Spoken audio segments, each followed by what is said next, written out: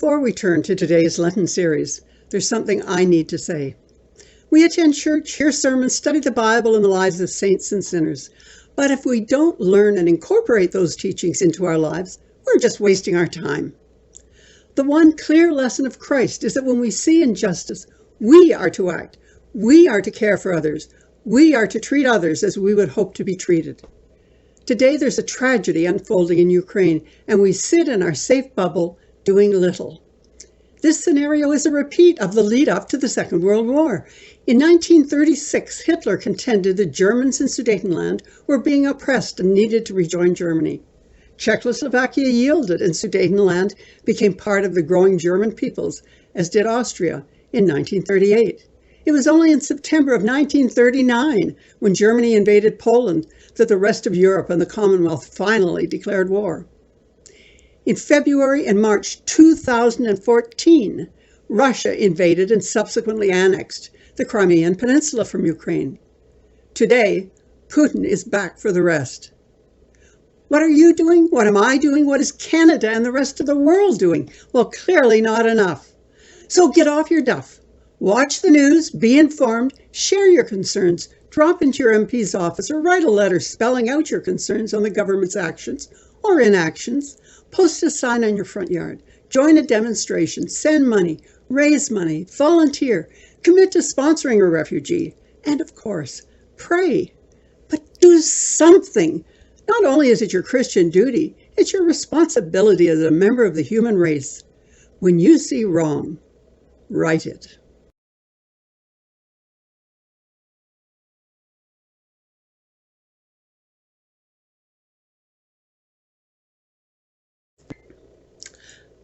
Last week, we looked at the sins we're warned against in the Ten Commandments, and I do hope everyone had a chance to consider their standing against that list. But this week, I want to go back for another look and reverse the approach, to look at upping the ante by doing what thou ought to do instead of what thou shalt not do. For instance, let's look at the first commandments that speak of our relationship with God. So, what can be done to improve that relationship? Well, of course, I would start off with suggesting prayer, but that goes without saying. How about including God in more ways in our lives? Start the day by entrusting those you live with to God by sending everyone off with a "God go with you and bring you safely home." Or how about adorning your car with one of those bumper stickers that advertise your faith? They're the fun ones. Do you follow Jesus this close? And prayer, the world's greatest wireless connection. Of course, there are the more serious ones as well. Jesus is Lord, whether you believe it or not. And the ones that catch your attention by playing around with words. No Jesus, no peace. No Jesus, no peace. Bumper stickers are an easy way to pass along the messages of faith, to proselytize as your mission on wheels. I do know how unfashionable it has become to speak out about one's faith. After all, you might offend someone, might bring on an argument, might invite ridicule. But speaking the truth and living it is the best way to go. Another option. How about wearing a cross around your neck? Some have worn the ones given at confirmation every day. Others have a collection of crosses and choose the one that appeals on any particular day. I can't imagine celebrating St. Patrick's Day without my green cross. Or, for Robbie Burns Day, I have my Celtic cross. But I certainly doubt that I will ever wear this enormous brass one, a purchase I regretted before I even had it home from the store. Do you have a cross hanging on any wall in your home? I have a small collection in my bedroom of ones I picked up over the years. In the living room is a glass one that I created out of 7 square glasses that I change with the seasons as I decorate the insides to reflect the times. It just says to anyone who notices, this is a house that believes in Jesus. Some people keep the statuette of a favorite saint or a picture of the nativity scene framed somewhere. If you want to break into this gently, how about a keychain with a Christian theme? All of these options can be noticed by others, but more importantly, These are the ways we openly proclaim our faith and remind ourselves that we're claimed by Jesus. Another benefit I've discovered: as your own glance touches upon them, you send up a small subconscious praise prayer without even moving your lips. Sabbath keeping has always been a challenge, but with all our worrying about mental health and physical well-being, may I suggest Sabbath keeping is a great place to begin. Setting aside one day of the week to replace all the challenges and patterns of the work week is a positive goal. A bit of a sleep in, gathering the family together and heading to church, and afterwards a day together.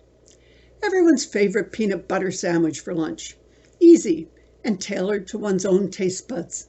The usual with jelly, or my specialty, just add banana, horseradish, and jam. Delicious! Then turn off the cell phones and all the electronics that invade and divide us into our own little isolated islands, and actually talk and laugh with other people.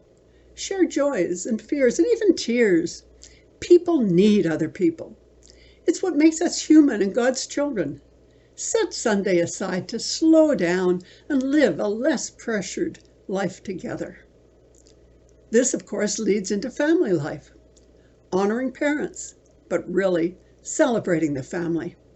After all, eventually the parents one is to honor are no longer with us, but we go on honoring them as we pass down their foibles, their values, their recipes, and their stories to another generation. Changing attitudes and values do occur over the years, but the things that made them special are worthy of remembering and sharing, and as we look at our children and our grandchildren, we catch glimpses of earlier generations, whether in a stubborn lip, a gift for the gab, or a flaming pitch. We honor those who've gone before us by not forgetting them and sharing their love with those who follow in their footsteps. While working on the family, take time to review the promises made on your wedding day. That's a good way to remember what is really important. Loving and honoring is not to be found in fights and tantrums and storming out of the house. Check out how you are doing on the other promises to comfort, honor, and keep in sickness and in health, forsaking all others as long as you both shall live. Honoring these promises goes a long way into a better and happier life that is pleasing to God. Well, last week the "thou shalt not kill" commandment we concluded was pretty easy to obey, but it can be turned about as well. There are victims of murder, drunk drivers, victims of accidents, overdoses, and carelessness.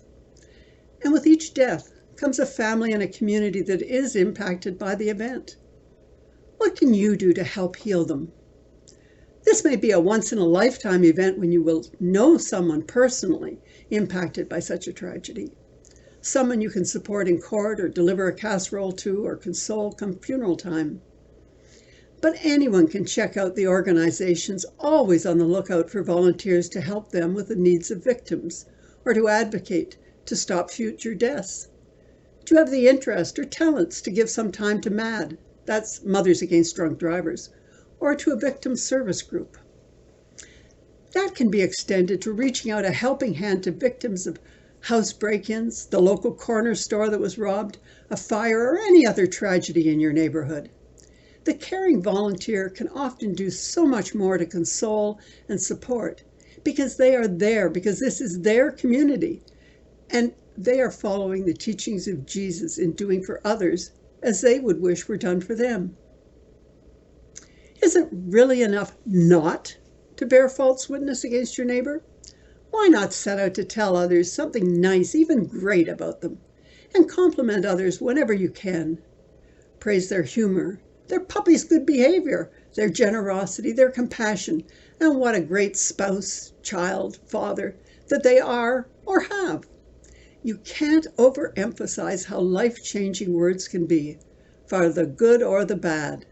But since this week we're concentrating on making the world a better place by doing the positive and by rejecting the negative, let's work on doing good by choosing the right words to make things better. Let's convert covetousness into a positive by using it as an impetus. Let us use things we want as a prod to make us work harder or longer or learn more or make a new start in life. Instead of responding to every ask by our children with a yes, how about setting goals? Goals for them and for you to resist the easy path of saying yes. Try getting them to rake the leaves or shovel the walk or fold the laundry to help them learn that work equals rewards and that it gives greater meaning and value to what one attains, or helps one decide that another goal is more worthy of all that work. Deferred pleasures that are earned are usually the sweetest. Better yet, how about listing all the things you have that you're grateful for, how blessed you are? The contentment that will bring does not stop you from working to make an even better world for you and those about you. Now, how about setting one of your goals for your church? Can you join the board, work on the altar guild, or the fundraising committee? Do they need a new altar cloth? Is there a drive on for contributions to the food bank? Can you bring someone to church on Sunday and increase the congregation? For this Sunday at least. Setting goals works better when you write them down and then add details. When will you do what? What deadlines? What monies? What else is needed? Go on. Sit down, pen and paper in hand, and as you keep your Lenten dates with God, work out how you are going to make positive changes in your home, your life, your world, which is great for us because we all get to share that world with you. So may it be. Amen. Important though it is to examine our conscience and admit our failings, there's little point to doing so unless we learn from that exercise and make changes. Looking at what changes we can make and plotting and planning to do so is one of the great uplifters of Lent. Take advantage of it. Get up and about and do something good about it.